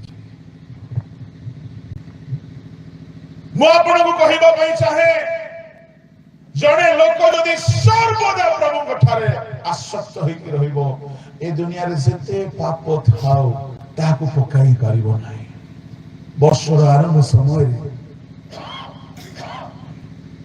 समस्त युद्ध को गले दाऊद गला नहीं आज जदि केही दाऊद परि शीतल पड़ जाइछो जाई ना हो प्रार्थना रे मन लागू नहीं बाइबल रे मन लागू नहीं पवित्र हेबा को इच्छा हेउ नहीं मु आपन को कहिबी एटलिस्ट आपन समस्त पाखरे मोबाइल थिबो मोबाइल रे भलो भलो प्रभु को दास मान को वाक्य सुनंतु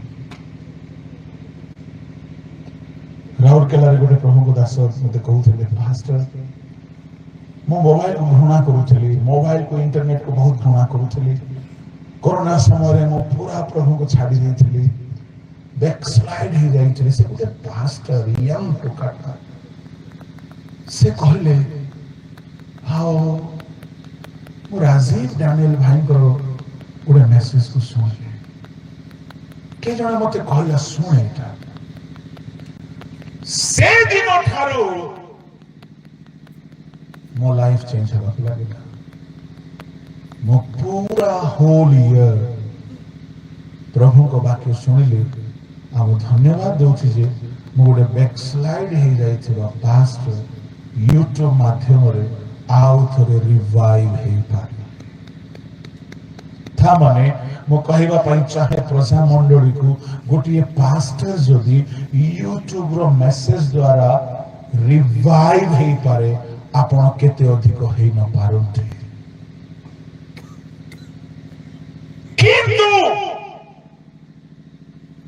ଯୁଦ୍ଧ ପଡିଆକୁ ନ ଯାଇକି ଯୋଉମାନେ ଘରେ ଅଛନ୍ତି ମନ ଲାଗିବ ନାହିଁ ୟୁଟ୍ୟୁବରେ ମଧ୍ୟ ଫାଲତୁ ଜିନିଷ ଦେଖିବାକୁ ଇଚ୍ଛା ହେବ ମନ ଲାଗିବ ନାହିଁ ବର୍ଷର ଆରମ୍ଭରେ ଦାଉଦ ଗଲା ନାହିଁ ଯୁଦ୍ଧକୁ ଛାତକୁ ଗଲା ଯୁଦ୍ଧକୁ ନ ଯାଇକି ଛାତକୁ ଗଲା ଯୁଦ୍ଧକୁ ନ ଯାଇକି ଛାତକୁ ଗଲା ଯୁଦ୍ଧକୁ ନ ଯାଇକି ଛାତକୁ ଗଲା ମୁଁ ଆପଣଙ୍କୁ କହିବା ପାଇଁ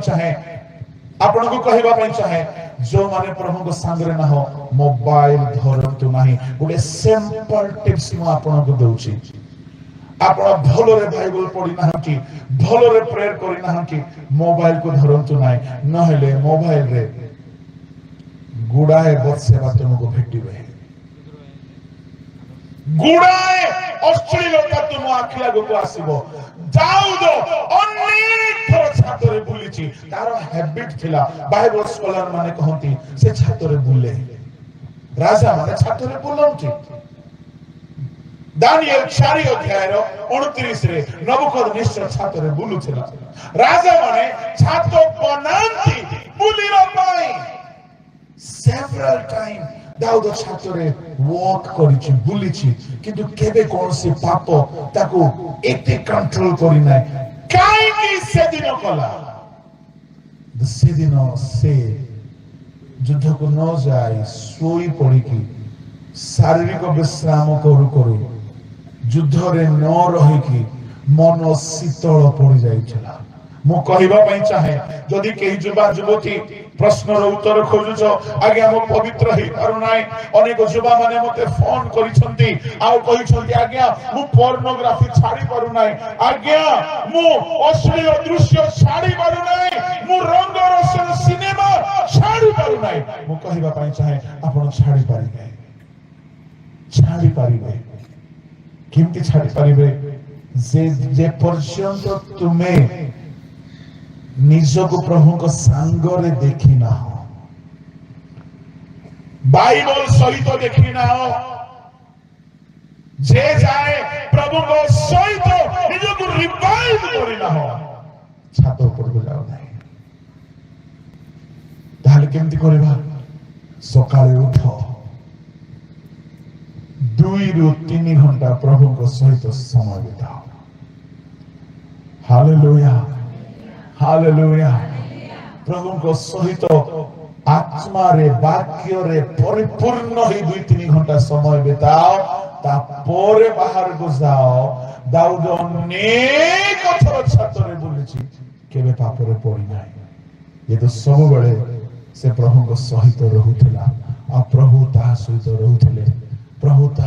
ରହୁଥିଲେ ଗୋଟେ କଥା ମତେ ବଡ ପେନଫୁଲ ଲାଗିଲା ଜଣେ ଯୁବା କହିଲା ସାଉଲଙ୍କୁ ମହାରାଜ ମୁଁ ଗୋଟେ ଯୁବାକୁ ଦେଖିଛି ପ୍ରଥମ ସାମୁଏଲ 16:18 କହିଲା କଣ କହିଲା ସେ ଯୁବା ବଜାଇବାରେ ନିପୁଣ ସେ ରୂପବାନ ସେ ବୁଦ୍ଧିମାନ ସେ କଥା କହିବାରେ ବିଜ୍ଞ ଆଉ ଶେଷରେ କହିଲା ସଦାପ୍ରଭୁ ତା ସାଙ୍ଗରେ ଅଛନ୍ତି ସଦାପ୍ରଭୁ ସମସ୍ତେ କୁହନ୍ତୁ ସଦାପ୍ରଭୁ ତା ସାଙ୍ଗରେ ଅଛନ୍ତି ହାଲେଲୁୟା ହାଲେଲୁୟା କିନ୍ତୁ ସେଦିନ ସଦାପ୍ରଭୁ ଯୁଦ୍ଧ ପଡିଆରେ ଆଉ ଦାଉଦ ଏକଲା ଅଛି ସେଦିନ ସଦାପ୍ରଭୁ ଯୁଦ୍ଧ ପଡିଆରେ ଆଉ ଦାଉଦ ଘରେ ଆପଣ ପ୍ରଭୁଙ୍କ ବିନା ଛାଲିବେ ମୁଁ କଲେଜ ଯିବା ପିଲାମାନଙ୍କୁ କହିବି ମୋବାଇଲ ଧରିବା ପିଲାମାନଙ୍କୁ କହିବି ପ୍ରଭୁଙ୍କ ଠାରେ ନିଜକୁ ରିଭାଇଭ ନ କରିକି ମୋବାଇଲ ଧରନ୍ତୁ ନାହିଁ ତୁମର ହାତ ତୁମର ମନ ତୁମର ଆଖି ଏ କଥା ମୁଁ ସେମାନଙ୍କୁ କହୁଛି ଯୋଉମାନେ ପବିତ୍ର ଜୀବନ ବିତାଇବା ପାଇଁ ଚାହାନ୍ତି ବର୍ଷର ଆରମ୍ଭ ସମୟରେ ଯୁଦ୍ଧକୁ ଗଲାବେଳେ ଦାଉଦ ଗଲା ନାହିଁ ସେ ବର୍ଷ ଜାଣିଛନ୍ତି ସେ ବର୍ଷ ଦାଉଦର ସାରା ଜୀବନ ପାଇଁ କଳଙ୍କର ବର୍ଷ ବର୍ଷର ଆରମ୍ଭ ସମୟରେ ସେ ଗଲା ନାହିଁ ତା ମାନେ ପ୍ରଥମ ମାସରେ ସେ ବ୍ୟଭିଚାର କରିଛି ଜିହୁଦୀ କ୍ୟାଲେଣ୍ଡର ଅନୁସାରେ ଯେଉଁ ମାସରେ ନିସ୍ତାର ପର୍ବ ପଡେ ଯେଉଁ ମାସରେ ଦାଢି ଶୂନ୍ୟ ରୋଟିର ପର୍ବ ପଡେ ମୁଁ କାଲିକି କହିବି ତାହା ଆପଣମାନଙ୍କୁ ସେ ମାସରେ ସେ ବ୍ୟଭିଚାର କରିଛି ପ୍ରଥମ ମାସରେ ଜଣକୁ ଗର୍ଭବତୀ କରିଛି ପାପ ଲୁଚେଇଛି ଆଉ ଜିହୁଦୀ ମାନଙ୍କର ସାତ ଗୋଟି ପର୍ବ 7-8 ମାସରେ ସରିଯାଏ। ସପ୍ତମ ମାସର 10ମ ଦିନରେ 6 ନମ୍ବର ପର୍ବଟା ସରିଯାଏ। ପତ୍ର କୁଟୀର ପର୍ବ ତାପରେ ଆସେ ଲେବୀୟ 23 ଅଧ୍ୟାୟ ଅନୁସାରେ।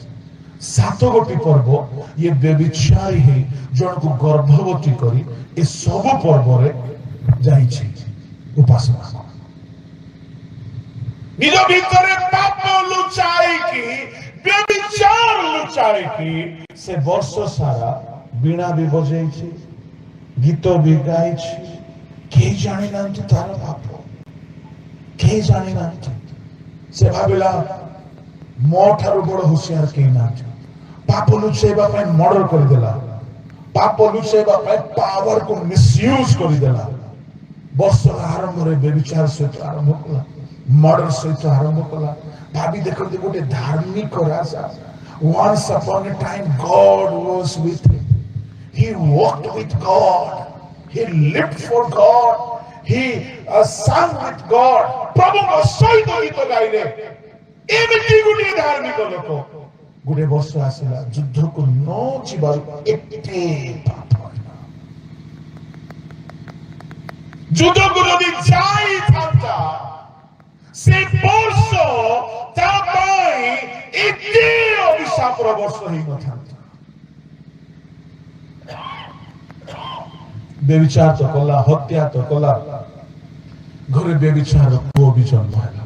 ଯଦି ବର୍ଷର ଆରମ୍ଭରେ ବ୍ୟଭିଚାର କରିଛି, 9-10 ମାସରେ ପୁଅ ଜନ୍ମ ହେଇଥିବ। ସେ ପୁଅକୁ ସଦାପ୍ରଭୁ ମାରିଲେ।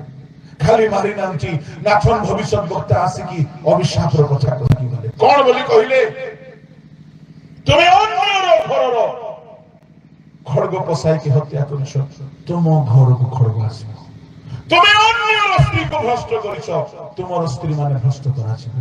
ସେ ବର୍ଷର ଆରମ୍ଭରୁ ଶେଷ ଯାଏ ଖାଲି ଦଣ୍ଡ, ଖାଲି ଦୁଃଖ, ଖାଲି ନିନ୍ଦା, ଖାଲି ଅପମାନ, ଖାଲି ଅଭିଶାପ, ଖାଲି ପାପ। କାହିଁକି? ବର୍ଷର ଆରମ୍ଭରେ ସେ ଯୁଦ୍ଧକୁ ଯାଏ। ଭାବି ଦେଖନ୍ତୁ, ଯଦି ସେ ବର୍ଷର ଆରମ୍ଭରେ ଯୁଦ୍ଧକୁ ଯାଇଥାନ୍ତା, ସେ ବର୍ଷରେ ଏତେ ଦୁଃଖ, ଅପମାନ, ନିନ୍ଦା ଏସବୁ ହେଇନଥାନ୍ତା। ମୋର ବିନମ୍ର ଅନୁରୋଧ ଆପଣମାନଙ୍କୁ, ବର୍ଷର ଆରମ୍ଭରେ ଯୁଦ୍ଧ ଆରମ୍ଭ କରନ୍ତୁ। ଯଦି ନାହିଁ, ଦାଉଦ ଯେମିତି ଖାଲି ପାପରେ ପଡିବା କଥା ମୁଁ କହୁନାହିଁ, ପାପ ସହିତ ଅନେକ ଦୁଃଖ ସଂଯୁକ୍ତ ହେଇଥିଲା। ଖାଲି ଗୋଟିଏ ପାପ ନାହିଁ, ସେ ବର୍ଷ ସାରା ସେ ପ୍ରଭୁଙ୍କ ଠାରୁ ଦୂରରେ ରହିଲା। ମନ ଦାମରକୁ ନଷ୍ଟ କଲା, ଅବସାଦ ଅମନକୁ ହତ୍ୟା କଲା। ଦେଖନ୍ତୁ 13-20 ପର୍ଯ୍ୟନ୍ତ। ଏଥିରେ ତାହାର ଭାଇ ଅବସାଲମ ତାହାକୁ ପଚାରିଲା, ତୁମ ଭାଇ ଅମନ କି ତୁମର ସଂସର୍ଗ କରିଅଛି? ହେଉ ଆମ ଭଗିନୀ ଏବେ ତୁନି ହୁଅ, ସେ ତୁମର ଭାଇ ଏ କଥା ମନେ ଧର ନାହିଁ। ତଦବଧି ତାମର ଉଦାସୀନୀ ହୋଇ ଆପଣା ସହୋଦର ଅବସାଲମ ଗୃହରେ ରହିଲା। 32 ପଦ ପଢନ୍ତୁ। ସେତେବେଳେ ଦାଉଦଙ୍କର ଭ୍ରାତା ସିମିୟର ପୁତ୍ର ଜନଦବ ଉତ୍ତର ଦେଇ କହିଲା, ସେମାନେ ରାଜକୁମାର ସମସ୍ତଙ୍କୁ ବଧ କରିଅଛନ୍ତି ବୋଲି ମୋହର ପ୍ରଭୁ ବଧ ନ କରନ୍ତୁ, କେବଳ ଅମନ ମରିଅଛି। କେବଳ ଅମନ ମରିଅଛି। 12 ଅଧ୍ୟାୟରେ ଦାଉଦଙ୍କର ପାପର ଦଣ୍ଡ ହଉଛି। 13 ଅଧ୍ୟାୟରେ ତାଙ୍କର ଝିଅ ବ୍ୟଭିଚାରୀ ହଉଛି, ବ୍ୟଭିଚାର ଶିକାର ହେଉଛି। 13 ଅଧ୍ୟାୟରେ ଗୋଟେ ପୁଅ ଆଉ ଗୋଟିଏ ପୁଅକୁ ଖଡଗରେ ମାରି ଦଉଛି। ଏସବୁ ଦଣ୍ଡର ସୂତ୍ରପାତ ସେଦିନ ଯଦି ସେ ଯୁଦ୍ଧକୁ ଯାଇଥାନ୍ତେ ହେଇନଥାନ୍ତା। ପ୍ରଭୁଙ୍କ ଲୋକମାନେ ଆମେ ଗୋଟିଏ ଗୋଟିଏ ରାଜା ଅଟୁ। ପ୍ରକାଶିତ 1:5-6 ଅନୁସାରେ ଆମେ ଗୋଟିଏ ଗୋଟିଏ ରାଜା ଅଟୁ। ଆମେ ବର୍ଷ ଆରମ୍ଭରେ ଯୁଦ୍ଧକୁ ଯିବା। ଯଦି ଯିବା ନାହିଁ, ଶୁଣନ୍ତୁ, ଦାଉଦଙ୍କ ପାଇଁ ସେ ବର୍ଷ ଯେମିତି ଅମଙ୍ଗଳ, ଦୁଃଖ, ବଦନାମ, ପାପ, ମୃତ୍ୟୁ, ଖଡଗ, ଅଶାନ୍ତି, ଅଭିଶାପର ବର୍ଷ ହେଇଥିଲା, ମୁଁ କହିବି ନାହିଁ ଆମ ପାଇଁ ସେମିତି ହେଉ ବୋଲି। ଗୋଟେ ପଦ ପଢନ୍ତୁ 78 ଗୀତ ତାହାର 32-33।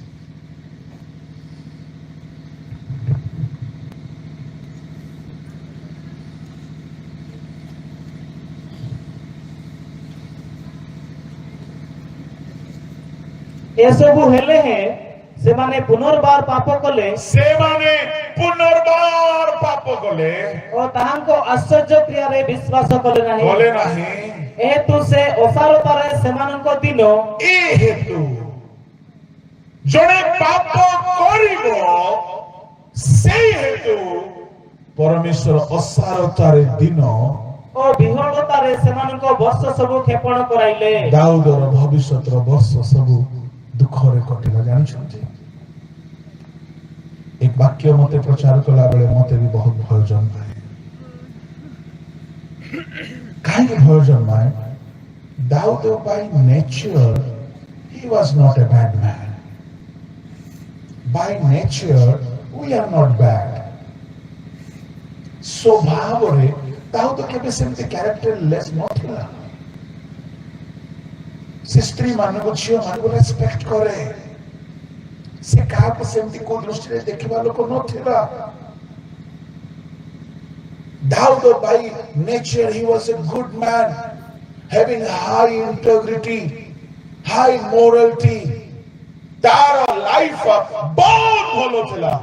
ଗୋଟିଏ ତ୍ରୁଟି, ଗୋଟିଏ ଅବହେଳା, ଟିକିଏ ବୋଲି ଖମିର, ସମୁଦାୟ ପିଣ୍ଡୁଳାକୁ ଖମିର କରିଦେଲା ପରେ ସେଇ ବର୍ଷ ସେ ଯୁଦ୍ଧକୁ ନ ଯିବା ହେତୁରୁ, ସେ ଅବହେଳିତ ହେବା ହେତୁରୁ, ଶୁଣନ୍ତୁ ଶୁଣନ୍ତୁ ଶୁଣନ୍ତୁ ଶୁଣନ୍ତୁ, ବର୍ଷର ଆରମ୍ଭ ସମୟରେ ଯଦି ଆପଣମାନେ ବି ଅବହେଳାରେ ଅଛନ୍ତି, ଯୁଦ୍ଧ ଆରମ୍ଭ କରିନାହାନ୍ତି, ସାବଧାନ ସାବଧାନ।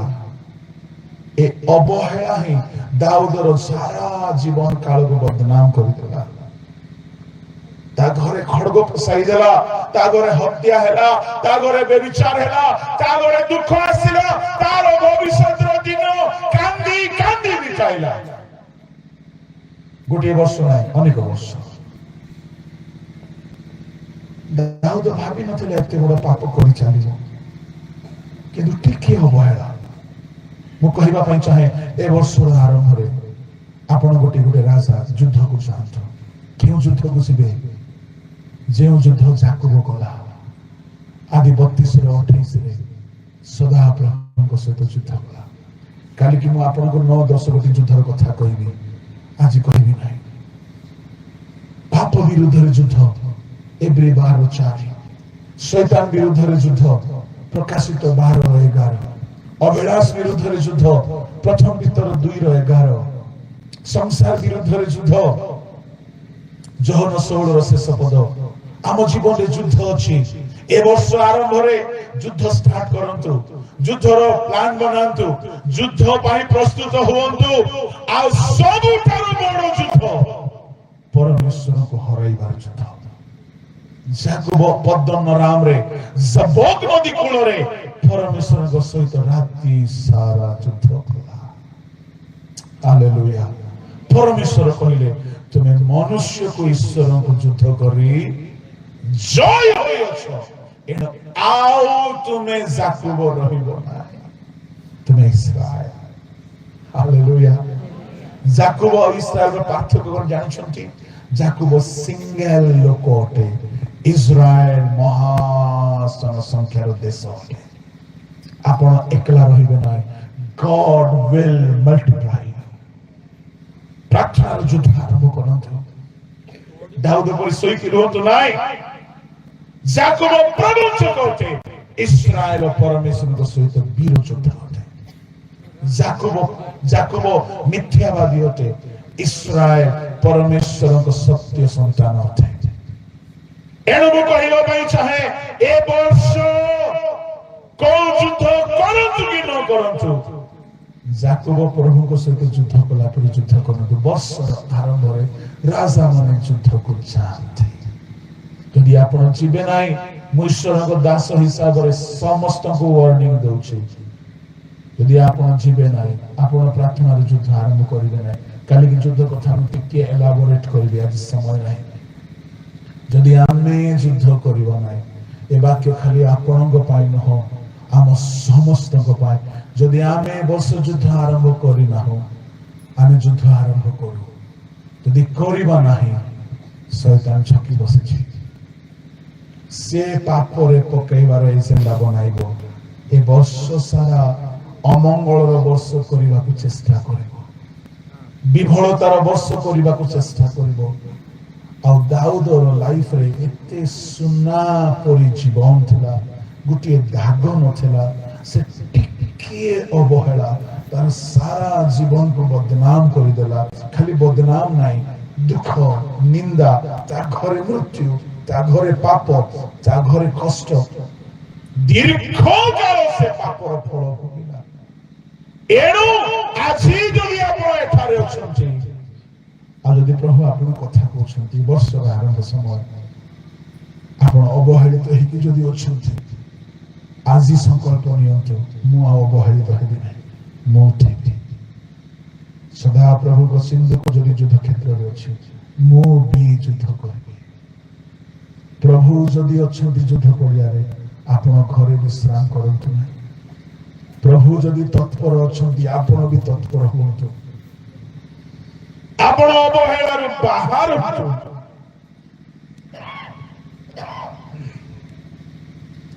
ଯେହେତୁ ଗୋଟିଏ ଛୋଟ କାମ, ଶୁଣନ୍ତୁ, ଏ ସେତେ ବର୍ଷର ବଦନାମ, ଦୁଃଖ, କ୍ଲେଶ, ମୃତ୍ୟୁ, ଅଶାନ୍ତି, ଦାଉଦ ଅବସାଦ ପାଇଁ କାନ୍ଦୁଛି, ଅମନ ପାଇଁ କାନ୍ଦୁଛି, ତାମର ପାଇଁ କାନ୍ଦୁଛି, ତାର ଉପପତ୍ନୀ ମାନଙ୍କ ପାଇଁ କାନ୍ଦୁଛି, ତା ପୁଅ ତାକୁ ଘରୁ ଘୋଡ଼ିବାକୁ ଚାହୁଁଛି। ଏସବୁ ଅଭିଶାପ ତା ପୂର୍ବରୁ ନଥିଲା, ତା ପୂର୍ବରୁ ନଥିଲା। ପ୍ରଭୁଙ୍କ ଲୋକମାନେ ପାପର ଦଣ୍ଡ ଦୀର୍ଘ ବର୍ଷ ଟାଣିନି। ଗୋଟେ ଛୋଟ କଥା, ଜଣେ ଲୋକ 38 ବର୍ଷରୁ ଶଯ୍ୟାଶାୟୀ ହେଇଥିଲା। ଭାବି ଦେଖନ୍ତୁ, ସେ 38 ବର୍ଷ ପାପ କରିଥିବ କି ଆଜ୍ଞା? ସେ ଗୋଟିଏ ଥର ବା ଅନେକ ଥର କରିଥିବ, କିନ୍ତୁ ବର୍ଷ ବର୍ଷ ତ ପାପ କରିନାହିଁ। ଦଣ୍ଡ କେତେ ବର୍ଷ ପାଇଲା? 38 ବର୍ଷ।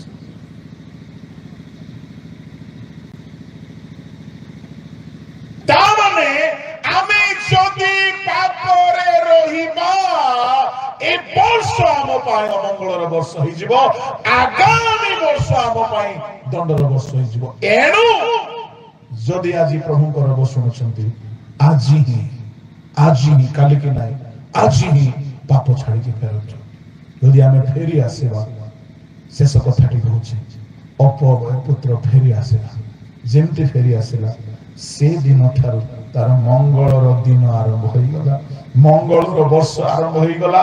ତାର ଅଭାବର ଦିନ ଦୂର ହୋଇଗଲା, ତାର ଚିରା ଫଟା ପିନ୍ଧିବାର ଦିନ ଦୂର ହୋଇଗଲା, ତାର ଦୁଃଖର ଦିନ ଦୂର ହୋଇଗଲା। ତାର ବର୍ଷ ସବୁ ପିତାଙ୍କ ଘରେ ଆନନ୍ଦରେ ବିତିଲା। ଆପଣ ଯଦି ଫେରି ଆସିବେ, ଆଜି ଠାରୁ ଏଇ ବର୍ଷରୁ ଆପଣ ଆଶୀର୍ବାଦର ବର୍ଷ ଦେଖିବେ। ହାଲେଲୁୟା, ପ୍ରେଜ୍ ଦ ଲର୍ଡ। କିନ୍ତୁ ଫେରିବାକୁ ପଡ଼ିବ। ସେ ପୁଅ ଫେରି ନଥାନ୍ତା, ଆହୁରି କେତେ ବର୍ଷ ଦୁଃଖରେ ରହିଥାନ୍ତା କେ ଜାଣେ, ଆହୁରି କେତେ ବର୍ଷ ଅଭାବରେ ଥାନ୍ତା କେ ଜାଣେ, ଆହୁରି କେତେ ବର୍ଷ ଘୁଷୁରି ଖାଇବା ଖାଦ୍ୟ ଖାଇଥାନ୍ତା, ଆହୁରି କେତେ ବର୍ଷ ଦୁଃଖ କଷ୍ଟରେ ରହିଥାନ୍ତା କେ ଜାଣେ। ଯଦି ଏଠାରେ କି ବହୁତ ଦୁଃଖରେ କଷ୍ଟରେ ସମସ୍ୟାରେ ଅଛ, ଶୁଣନ୍ତୁ, ହେଇପାରେ ଆପଣଙ୍କର ପାପ ହେତୁରୁ ଆପଣ ସେମିତି ଅଛନ୍ତି। ଫେରି ଆସନ୍ତୁ, ପିତାଙ୍କ ଗୃହରେ ବହୁତ ଖାଦ୍ୟ ବଳି ପଡୁଛି। ଏ ବାକ୍ୟ ମତେ ବହୁତ ଆନନ୍ଦ ଲାଗେ। ଆମ ପିତାଙ୍କ ଘରେ ବହୁତ ଖାଦ୍ୟ ବଳି ପଡୁଛି, ପିତାଙ୍କ ଘରେ ଉଛୁଳି ପଡୁଛି।